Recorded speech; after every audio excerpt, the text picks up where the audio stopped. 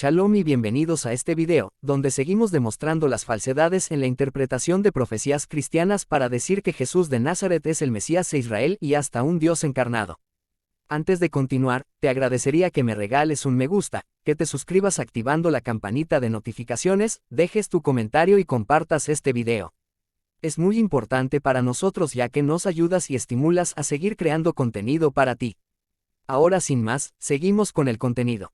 Revisando los textos cristianos que me hicieron llegar los misioneros para que yo crea que Jesús de Nazaret es el Mesías de Israel, me he topado con dos supuestas profecías nombradas en el Nuevo Testamento, pero lo más curioso y revelador es que estas supuestas profecías no tienen cita en la Tanaj o Antiguo Testamento. Lo más correcto es llamarlas pseudo-profecías, inventadas por los autores de dichos evangelios.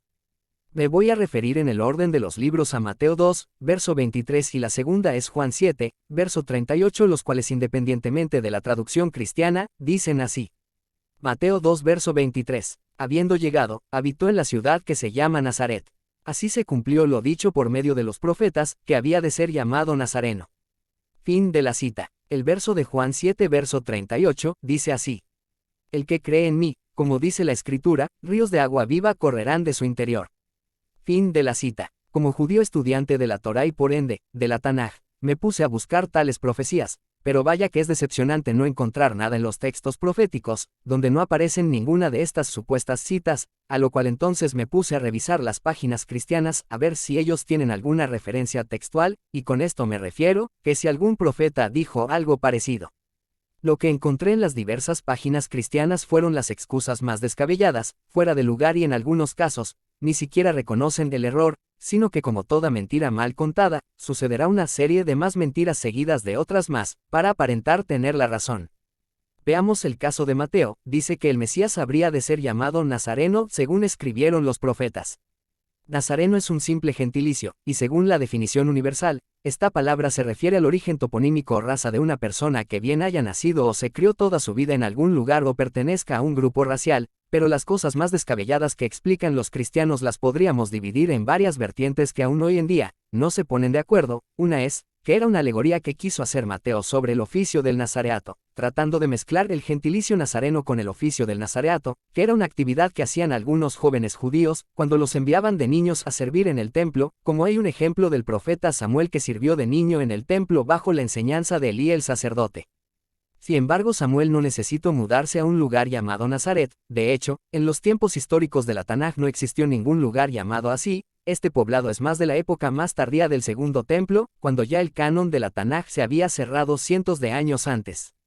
En vista de esto, al no cuadrar mucho la explicación forzada del gentilicio nazareno con el oficio del nazareato, el cristianismo se rebuscó otra explicación fuera de toda lógica, tratar de mezclar la palabra netzer que significa vástago aprovechando un poco el sonido y de nuevo, citan algunos versículos de la Tanaj que como siempre, son sacados de su contexto forzando la idea que Mateo quiso referirse en forma clave o alegoría a esto. Realmente no entiendo esta forma de hablar en clave o alegoría, sabiendo que el texto cristiano de Mateo se escribió décadas posteriores a la muerte de Jesús. No había necesidad de hacer esto si en verdad fuera cierto, como diciendo que según ellos, Jesús era descendiente de David por lo que él era un vástago del tronco de Ishai, pero de nuevo estimado amigo, esto no tiene relación alguna ni indica que el Mesías por venir deba ir a vivir a una ciudad llamada Nazaret. También es necesario recordar que el vástago no aplica a Jesús porque éste no fue descendiente de David, ya que el mismo texto del Nuevo Testamento nos confiesa que su madre María salió embarazada de otro que no era su esposo José, por lo que Jesús no califica a ser candidato a Mesías porque no cumple la profecía de Isaías 11 verso 1 que nos dice textualmente que será un descendiente natural de David. Por lo que en resumen, el texto de Mateo 2 versículo 23, solo es un invento profético totalmente refutable y solo es un acomodo forzado para la gente que no conoce sobre cultura judía y de lo señalado en la Tanaj o Antiguo Testamento, caiga en esta creencia creyendo que es cierta. El otro verso a tratar es Juan 7, versículo 38, más o menos dice así. El que cree en mí, como dice la Escritura, ríos de agua viva correrán de su interior. Fin de la cita. Según en Evangelio de Juan, Jesús habla a una multitud de personas, y queriendo supuestamente enseñar algo de los profetas nos dice estas palabras citando las Escrituras. El problema es que tal pseudo profecía, tampoco existe alguna referencia tangible que se haya dicho tal cosa. La verdad es que me dio mucha risa leer las explicaciones de páginas de internet cristianas tratando de explicar estas palabras de Jesús. Las diversas páginas que leí mientras redactaba estas líneas para este video, eran que se buscaron cualquier verso de la Tanaj donde haya algún hecho donde esté corriendo agua de un río, del mar, de la lluvia, como la peña de Horeb, hasta la locura de decir que eso lo dijo Jesús porque estaba escrito en algún libro en el cielo cuando él estaba allá antes de descender y que era el supuesto bautismo del otro personaje llamado Espíritu Santo. En verdad me divertí mucho leyendo las diversas interpretaciones de estas dos pseudo-profecías inventadas en los evangelios por parte de la fútil explicación cristiana.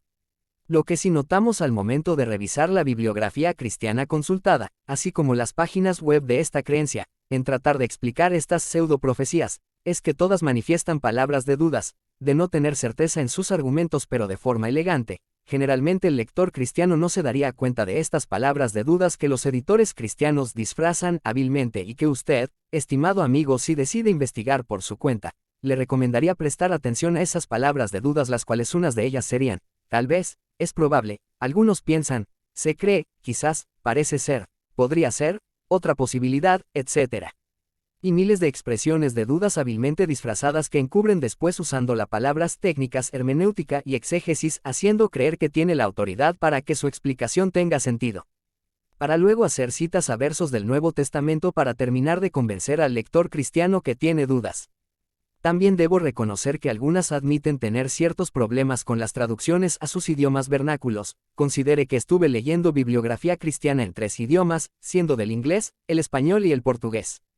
Como judíos, sabemos que las escrituras contienen metáforas, alegorías, pero nunca en las explicaciones judías se recurre a acomodos forzados como lo hacen los textos del Nuevo Testamento, así como toda la literatura cristiana en general cuando intenta explicar este tipo de pseudo-profecías.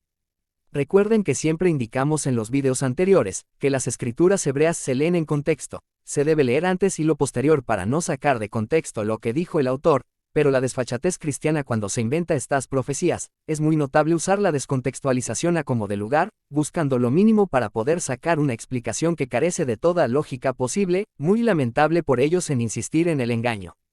Para concluir, puedo dejar en claro que para mí, los escritores del Nuevo Testamento, en específico los evangelios, no eran judíos, y si lo eran poco estudiados en judaísmo, a razón que cuando estudio sus libros y sus citas me doy cuenta que supuestamente cuando consultan la Tanaj no leyeron la versión en hebreo, sino la mañada versión llamada la Septuaginta, pero ese ya sería tema para otro video. No te dejes engañar, analiza, compara, abre más tu mente y siempre acude a la fuente original, a la fuente judía.